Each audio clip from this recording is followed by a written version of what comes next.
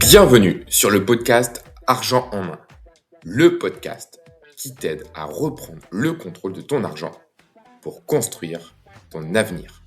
Je m'appelle Benoît, je suis coach en finances personnelles et chaque semaine, j'accompagne des personnes à mieux gérer leur argent et à construire leur sécurité financière en toute autonomie. Si toi aussi, tu veux enfin comprendre comment faire travailler ton argent plutôt que de le subir, tu es au bon endroit. Est-ce que tu penses vraiment être libre quand tu dépenses ton argent? Tu penses sûrement que oui. Tu choisis ton téléphone, ton café, ton abonnement de streaming ou encore le restaurant où tu vas aller déjeuner. Et tu as l'impression que toutes ces décisions viennent uniquement de toi. Mais si je te disais que certaines de tes dépenses ont peut-être été influencées bien avant que tu sortes ta carte bancaire, que des entreprises investissent des millions d'euros pour comprendre comment fonctionne ton cerveau et utilisent cette connaissance pour te pousser à acheter un peu plus souvent ou même un peu plus cher. Le plus surprenant dans tout ça, c'est que la plupart du temps, on ne s'en rend même pas compte. Alors, dans cet épisode, je vais te montrer 3 techniques psychologiques extrêmement utilisées par les grandes marques pour influencer tes décisions d'achat. Une fois que tu les connaîtras, tu commenceras à les repérer absolument partout. Bienvenue dans Argent en main, le podcast qui t'aide à reprendre le contrôle de ton argent pour construire ton avenir. Quand on parle de dépenses, beaucoup de personnes pensent que le problème vient uniquement d'un manque de discipline. On entend souvent des phrases comme « je dépense trop »,« je manque de volonté »,« je devrais mieux gérer mon argent et mon budget ». Mais en réalité, ce n'est pas aussi simple que ça. Notre cerveau adore prendre des raccourcis. Chaque jour, nous prenons des centaines de décisions. Si nous devions analyser chacune d'entre elles de manière totalement rationnelle, nous serions épuisés avant même la fin de la matinée. Alors, pour cela, notre cerveau utilise des automatismes. Et c'est précisément là que le marketing intervient. Les grandes entreprises connaissent extrêmement bien ces mécaniques psychologiques. Elles savent comment attirer ton attention, comment te faire percevoir un prix comme étant intéressant, comment créer l'envie, ou encore comment rendre un produit difficile à abandonner. Et attention, je ne suis pas en train de te dire que toutes les entreprises manipulent les consommateurs de manière malveillante. Le marketing est un outil. Simplement, certaines techniques sont devenues tellement efficaces sur nous qu'elles influencent notre comportement sans que nous nous en ayons conscience. Alors, déjà, pose-toi ces 3 questions. Est-ce qu'il t'est déjà arrivé de conserver un abonnement uniquement parce que tu étais habitué au service? Ou de choisir le menu moyen au restaurant parce qu'il te semblait être le meilleur rapport qualité-prix? Ou encore, est-ce qu'il t'est déjà arrivé d'être convaincu par une publicité parce que la phrase était bien formulée? Si la réponse est oui à une de ces 3 questions, bingo. Mais rassure-toi, tu n'es ni naïf, ni faible, tu es simplement un humain. Et c'est exactement ce que cherchent les spécialistes du marketing. Comprendre comment fonctionne ton cerveau pour construire des offres auxquelles il est difficile d'y résister. Mais la bonne nouvelle, c'est qu'à partir du moment où tu comprends ces mécanismes, tu reprends une partie du contrôle. Tu ne deviendras jamais totalement insensible à ces techniques. Et moi le premier. Mais tu apprendras à les reconnaître. Et très souvent, quelques secondes de recul suffisent à éviter une dépense que tu n'avais pas réellement prévue. Alors justement, aujourd'hui, on va décortiquer ensemble les 3 techniques psychologiques que tu rencontres probablement toutes les semaines, voire tous les jours, sans forcément les remarquer. Première technique psychologique sera l'effet de dotation, qui est un mécanisme qui va expliquer pourquoi il est si difficile d'abandonner quelque chose, un abonnement, ou de quitter une application que l'on utilise déjà depuis quelques semaines. Le second, c'est l'effet de contraste, une technique très utilisée pour orienter discrètement ton choix vers un produit plus cher que celui que tu avais prévu d'acheter. Et le troisième, je te laisse un peu la surprise, mais c'est une technique incroyablement redoutable pour modifier la manière dont tu perçois une offre et ton choix d'achat. Avant de commencer, une petite précision, et tu le sais si tu as déjà écouté mes précédents podcasts.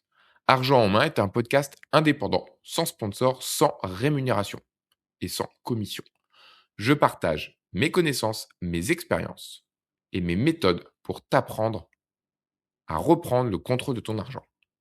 Si le contenu de ce podcast, il t'aide, si le contenu de ce podcast, tu l'apprécies, laisse simplement un petit avis ou une petite note 5 étoiles sur l'application à laquelle tu écoutes le podcast. Ça va te prendre 15 secondes maximum. Et moi, c'est le meilleur moyen de soutenir mon podcast et de me permettre de le faire découvrir à d'autres personnes. Et si tu veux aller plus loin, tu peux également me retrouver sur mes réseaux. Et tu peux retrouver aussi dans la description tous mes e-books et mes ressources gratuites pour apprendre à mieux gérer ton argent et tes finances personnelles. La première technique que je voulais te parler aujourd'hui, dans ce podcast, comme je te l'ai dit tout à l'heure, elle s'appelle l'effet de dotation. Le nom paraît peut-être un peu technique, mais tu vas voir que le principe est extrêmement simple. En fait, notre cerveau a une particularité. Il accorde beaucoup plus de valeur à quelque chose dès lors qu'il considère que cette chose lui appartient. Autrement dit, de manière encore plus simple, perdre quelque chose nous fait souvent plus de mal que le plaisir que nous ressentons lorsque nous l'obtenons. Et ça, les entreprises l'ont parfaitement compris. Et c'est exactement pour cette raison que l'on retrouve partout des essais gratuits de plusieurs jours, de 2 semaines, d'un mois, 3 mois, même parfois même 6 mois. À première vue, on pourrait se dire, c'est cool, il me laisse tester gratuitement, ou je vais pouvoir gratter en utilisant pendant 3 mois une application gratuitement. Mais en réalité, l'objectif n'est pas seulement de te faire découvrir le produit. Le véritable objectif, c'est que tu t'appropries le service. Et c'est ce qui se fait dans 90% des cas. Parce que, une fois que tu l'as intégré dans ton quotidien, le quitter devient beaucoup plus dur et beaucoup plus difficile. On va prendre des exemples très concrets pour que tu comprennes. Imagine, tu télécharges une application de musique. Exemple Spotify Premium. Avec un mois d'essai gratuit. Pendant ce mois, qu'est-ce que tu vas faire? Tu vas créer plusieurs playlists pour écouter tes musiques. Tu vas classer tes musiques préférées. Tu vas peut-être découvrir des nouveaux artistes qu'il n'y avait pas sur ton ancienne plateforme ou si tu n'en écoutais pas. Tu vas t'habituer à écouter de la musique sans publicité. Tu vas t'habituer à l'environnement pour que tous les jours, tu puisses t'y connecter facilement, que tu retrouves tes musiques, que tu saches où aller, etc. Tu vas prendre des habitudes et tu vas kiffer l'essai gratuit. Mais surtout, tu vas y investir du temps. Puis va arriver la fin de l'essai.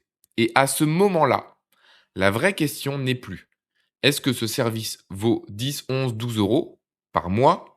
La vraie question que ton cerveau va se poser est beaucoup plus émotionnelle. Est-ce que j'ai vraiment envie de perdre tout ce que j'ai investi et construit dans cette application-là?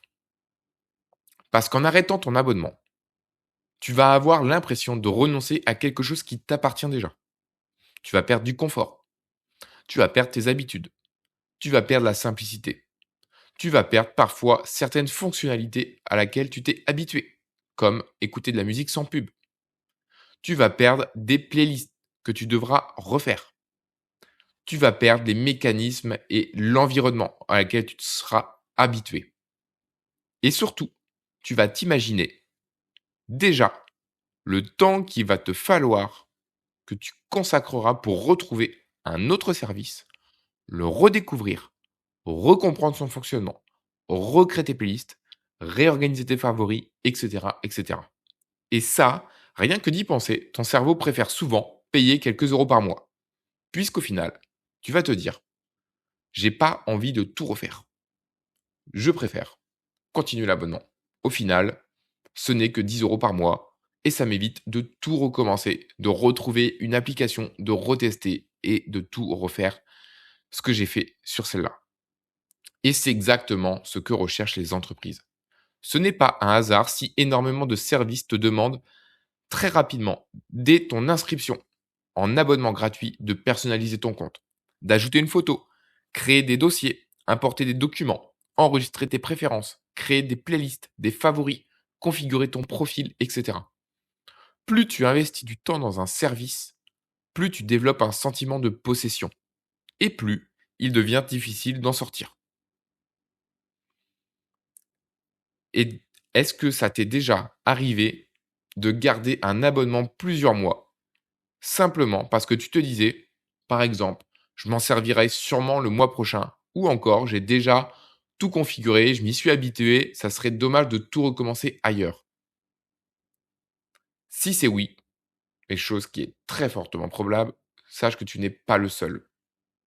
C'est ce qui est intéressant, c'est que finalement, ce n'est plus le prix qui devient le critère principal, mais ça va être le coût psychologique de repartir de zéro. Et ce coût-là, il est souvent bien plus important dans notre tête que les quelques euros qui vont être prélevés chaque mois par ton abonnement. Et donc c'est pour cette raison que beaucoup d'applications rendent extrêmement simple l'inscription, mais beaucoup moins intuitive et beaucoup moins facile la résiliation. Parce qu'elles savent qu'à chaque étape supplémentaire que tu devras faire pour résilier ton abonnement, beaucoup de personnes abandonneront leur démarche. Ça, je pense que tu l'as déjà remarqué. C'est comme pour s'inscrire sur une newsletter. Tu as partout l'endroit pour y insérer ton mail. Par contre, pour te désinscrire, il faut aller chercher dans les petites lignes, etc., etc.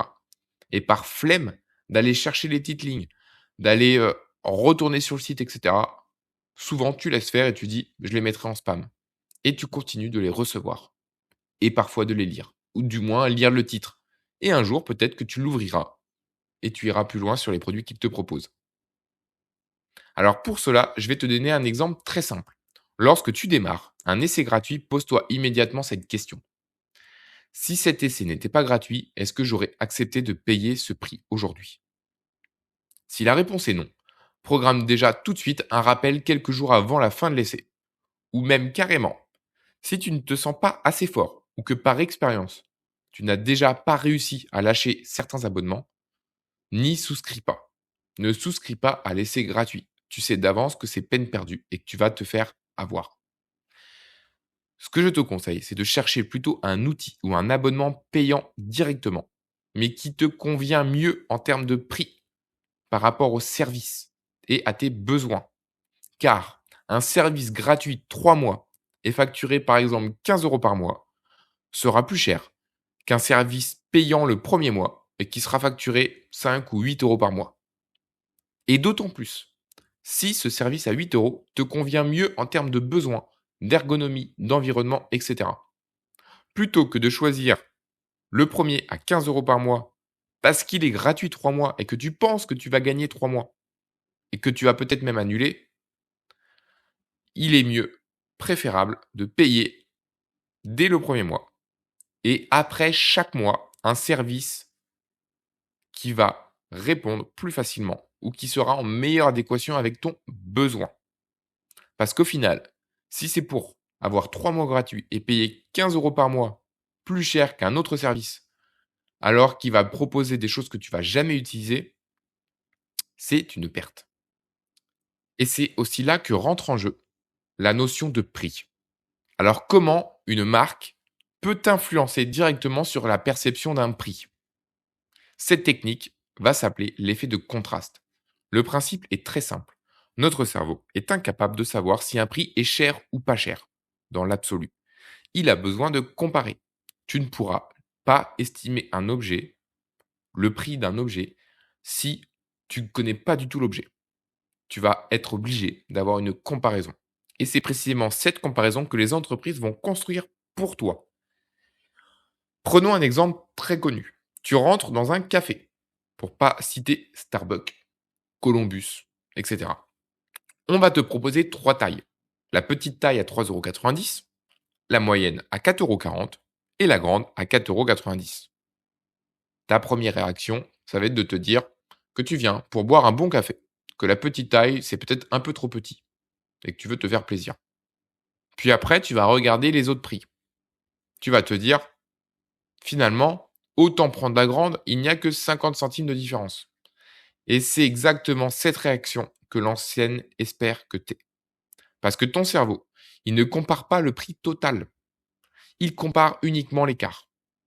Entre 3,90 € la petite et 4,40 € la moyenne, il y a seulement 50 centimes. Entre 4,40 € la deuxième et 4,90 € la plus grande, il y a encore seulement 50 centimes. Mais toi, qu'est-ce que tu vas te dire? Pour seulement 50 centimes de plus, j'ai beaucoup plus de café. Même si j'en ai pas forcément envie d'autant, ça serait presque dommage de ne pas le prendre pour juste 50 centimes. Et tu vas avoir l'impression de faire une bonne affaire ou une meilleure affaire que si tu avais pris le petit. Alors qu'en réalité, tu vas dépenser 1 € de plus que ce que tu avais peut-être prévu au départ ou peut-être que ce que tu avais besoin. Et si des centaines de milliers de clients réagissent comme toi chaque jour, cela représente des millions d'euros de chiffre d'affaires supplémentaires. Si on prend un autre exemple que tu as déjà certainement vu, ou peut-être que tu t'en es pas rendu compte. Mais si tu regardes par exemple un téléphone dans un magasin, le premier modèle va être affiché à 799 €. À côté, il va y avoir une version par exemple à 899 €, 100 € de plus. Et juste à côté, une version Pro Max Ultra, pour pas citer de marque, à 1399 €. Avant de voir cette dernière version à plus de 1300 €, tu te disais 899 €, quasiment 900 €, ça me paraît déjà cher pour un téléphone et j'ai pas forcément envie de mettre autant. Mais dès qu'un modèle à 1400 € est apparu à côté, ton cerveau change complètement de référence. Et d'un seul coup, le téléphone à 899 € va paraître presque raisonnable. Pourtant, son prix n'a absolument pas changé. C'est uniquement ton point de comparaison qui a évolué. Et c'est là toute la puissance de l'effet de contraste. Puisque, au final, tu vas te dire, pour seulement 100 € de plus, j'ai un autre téléphone. Et je pense que ça vaut le coup de mettre 100 € de plus. Alors qu'à l'origine, si tu n'avais pas vu celui à 1400 €, tu serais parti sur celui à 799 €. C'est là que les entreprises ne cherchent pas seulement à te vendre un produit, elles cherchent à influencer la façon dont tu perçois sa valeur. Et certaines enseignes vont ajouter volontairement un produit très haut de gamme qu'elles savent qu'elles ne vendront que très peu. Pourquoi? Parce que ce produit sert de référence et rend les autres offres beaucoup plus attractives. On appelle ça parfois un produit vitrine. Son rôle n'est pas forcément d'être vendu, son rôle est surtout de rendre les autres produits plus faciles à acheter. Et plus tu commences à observer ces mécanismes, et plus tu réalises qu'ils sont partout. Les abonnements Internet, les salles de sport, les restaurants, les formules de cinéma, les menus dans les fast-foods, etc. Dès qu'il existe plusieurs offres, pose-toi une question très simple. Est-ce que je choisis réellement ce produit ou cette offre parce qu'il ou elle répond à mon besoin ou simplement parce qu'on m'a donné un point de comparaison qui me pousse plutôt vers celui-là? Cette simple question peut complètement changer ta manière d'acheter. Parce qu'au final, le meilleur choix n'est pas forcément celui qui paraît le plus rentable. Ça va être celui qui répond réellement à ton besoin. Et justement, abordons le dernier biais que je voulais te parler aujourd'hui et qui est probablement le plus discret, parce qu'il ne change ni le produit, ni son prix. Il change uniquement les mots utilisés pour te le présenter. Ces mots vont changer la manière de présenter l'information à ton cerveau. C'est ce qu'on appelle l'effet de cadrage. Notre cerveau ne réagit pas uniquement aux faits, il réagit aussi énormément à la façon dont ces faits sont formulés. Si on prend un exemple très simple, imagine que tu vois deux produits ménagers. Le premier va afficher en gros élimine 99% des bactéries. Je pense que tu reconnais On l'a vu par un moment, partout. Et là, le second produit t'indique 1% des bactéries survivent. Dans ces deux phrases, il y a exactement la même chose. L'information est la même. Mathématiquement, il n'y a pas de différence. Mais psychologiquement, c'est complètement différent. Le premier produit va inspirer la confiance. Le second va créer immédiatement un doute. Et pourtant, je le répète, le résultat est identique. Et les entreprises utilisent ce mécanisme partout. Sur les emballages alimentaires, dans les pubs, dans les sites internet, même dans les promotions. Un autre exemple, si tu arrives sur un site et tu lis économiser 200 € aujourd'hui. Puis imagine, tu reviens le lendemain sur le même site et il est affiché vous perdrez 200 € si vous n'achetez pas aujourd'hui. Le résultat financier est encore une fois exactement le même. Mais notre cerveau va détester perdre. Nous ressentons beaucoup plus fortement la douleur d'une perte que le plaisir d'un gain. Et ça, les spécialistes le savent parfaitement. Ils vont donc souvent construire leur message autour de ce que tu pourrais manquer plutôt de ce que tu pourrais gagner. C'est pour cette raison que l'on retrouve partout des messages du style plus que 2 articles disponibles, offre valable jusqu'à ce soir, déjà plus de 10 000 clients satisfaits. Ces phrases, elles sont pas forcément mensongères, mais elles sont formulées pour créer un sentiment d'urgence ou de sécurité. Ton cerveau va alors se dire, si autant de personnes l'ont acheté, c'est que c'est sûrement une bonne affaire. Ou alors, tu vas te dire, si je n'en profite pas maintenant, je vais probablement passer à côté de quelque chose d'une promotion. Et ça, sans t'en rendre compte. Tu prends une décision plus rapidement. Alors maintenant, tu vas te poser une question. Combien de fois as-tu acheté quelque chose parce que tu avais peur de manquer une promo ou une offre alors que tu n'avais même pas prévu cet achat 5 minutes avant? Moi, ça m'est déjà arrivé par le passé. J'étais même assez fan et assez sensible de ce genre de marketing.